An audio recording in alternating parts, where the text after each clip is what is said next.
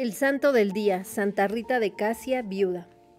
Los padres de Rita eran humildes labradores de Rocaporena en los Apeninos centrales, pero su hija, que nació en 1381, estaba destinada a ser excelsa y ejemplar como hija, como esposa y como religiosa. Su gran santidad y su poderosa intercesión iban a merecerle un día el título de la Santa de los Imposibles y la abogada de los casos desesperados. Cuando Rita nació, sus padres eran ya bastante viejos. La niña dio desde los primeros años muestras de extraordinaria piedad y amor de la oración. Pronto concibió el deseo de consagrarse al servicio de Dios en el convento de las Agustinas de Casia.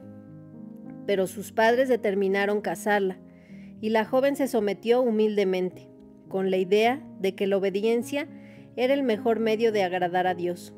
Desgraciadamente, sus padres no supieron escogerle marido. El esposo resultó un hombre brutal y disoluto. Por su temperamento iracundo, era el terror de los vecinos.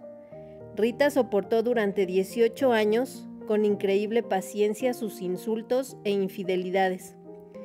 Al ver que sus dos hijos seguían cada vez más de cerca el ejemplo de su padre, sufría profundamente, pero no podía hacer otra cosa que llorar a escondidas y orar fervorosamente por ellos.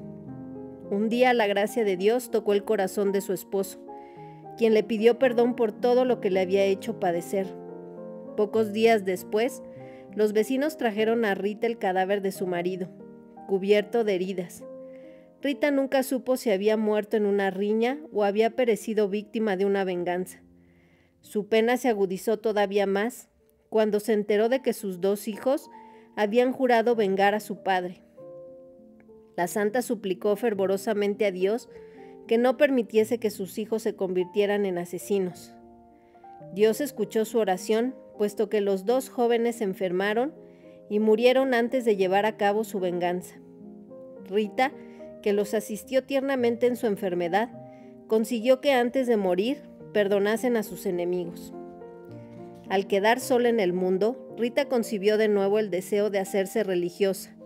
Así pues, pidió la admisión en el convento de Casia, pero se le respondió que las constituciones solo permitían recibir doncellas.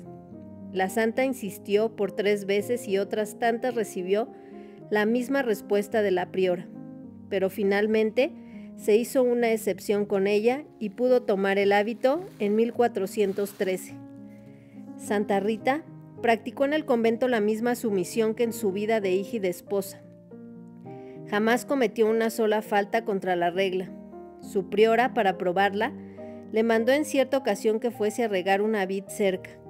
La santa no solo obedeció aquella vez, sino que regó la planta todos los días. En los puntos en que la regla permitía cierta libertad, como en el uso de las penitencias corporales, la santa era implacable consigo misma.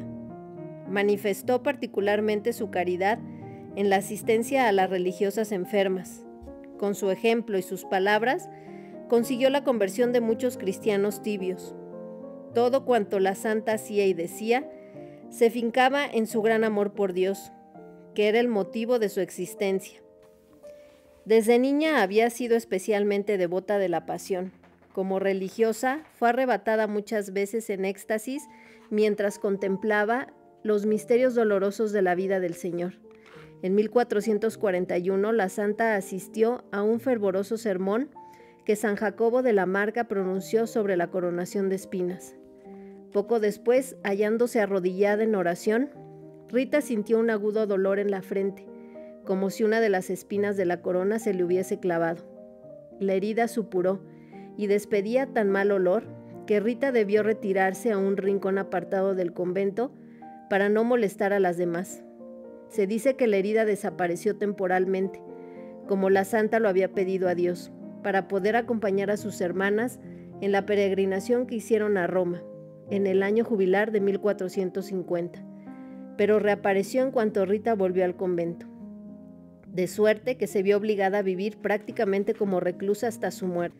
Durante sus últimos años la santa padeció además otra enfermedad que soportó con la misma paciencia. Jamás abrevió en la penitencia y hasta el fin de su vida durmió sobre un jergón de paja, Murió el 22 de mayo de 1457.